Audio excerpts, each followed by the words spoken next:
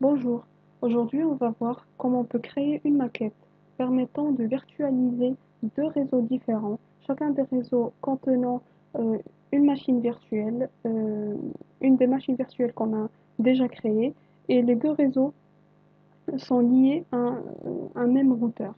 Alors on aura besoin du GNS3 qu'on peut télécharger sur ce site. On fait free download, puis on remplit nos données. Si on n'a pas de compte ici, on fait create account et continue. Et ça se télécharge automatiquement après.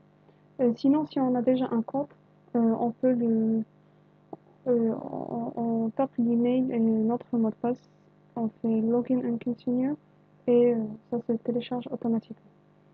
Donc, on a déjà créé nos deux virtuelles machines qu'on va utiliser, le Windows 7 et le Windows Server. Maintenant, on va ouvrir le GNS3.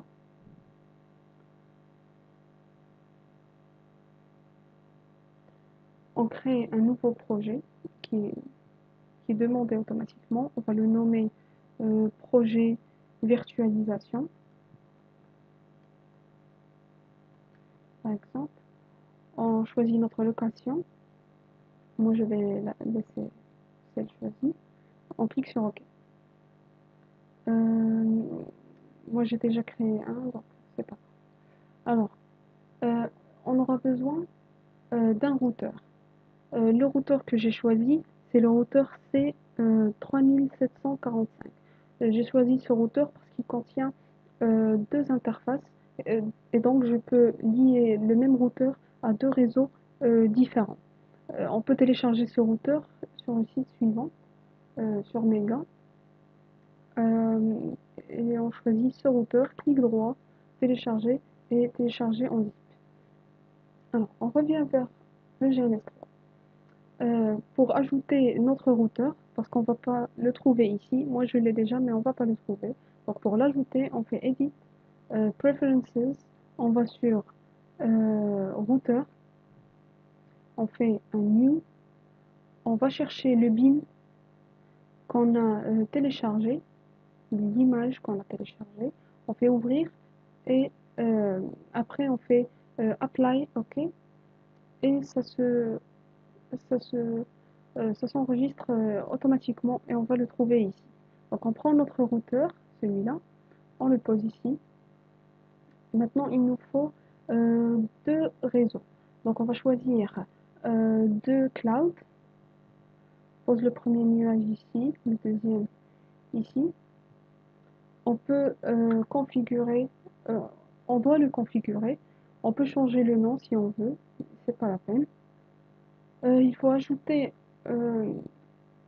une interface ou bien un port pour pouvoir lier le nuage au routeur. Donc on choisit Ethernet 2 ou bien Ethernet. Chacun a quelque chose de différent. Il y a le Wi-Fi, Ethernet. Moi j'ai choisi Ethernet 2. Donc on fait un add, on fait apply et OK. La même chose pour le deuxième cloud. Si on veut changer le nom, c'est change hostname et on change le nom. Moi je vais laisser cloud 1. Donc on fait configure cloud 1, on fait un add, apply et OK. Comme ça, on pourra lier le nuage sur le port qu'on a euh, créé avec le routeur sur un de ces ports. On prend le deuxième port et on le lie avec le deuxième nuage. Maintenant, il faut ajouter les deux machines virtuelles qu'on a déjà créées. Alors ici aussi, on ne va pas trouver les machines virtuelles automatiquement. Il faut les ajouter. On les ajoute de la même façon. Éditer, Preferences. On va sur VirtualBox. On fait un New. Et il nous donne toutes les toutes les machines virtuelles qu'on n'a pas encore ajoutées. Moi, je les ai déjà ajoutées, donc ils ne sont pas affichés ici. On choisit la machine virtuelle qu'on veut ajouter, on ajoute une par une, Apply, et puis OK, et on enregistre. On les trouvera ici. On prend le Windows 7, on le pose là, et le Windows Server ici. Donc, tout est bien relié, il ne nous reste plus euh, qu'à démarrer le routeur, voir si tout fonctionne bien. Donc c'est bon, le routeur est bien démarré. Maintenant, on va démarrer les machines virtuelles et on remarque que quand on les démarre, il va se connecter automatiquement à la machine, à VirtualBox pour démarrer réellement la machine virtuelle. On peut voir ici que le Windows Server qu'on a démarré sur GNS3 démarre réellement sur VirtualBox. Voilà. Puis la même chose pour le Windows 7. C'est ça, bouton droit Start.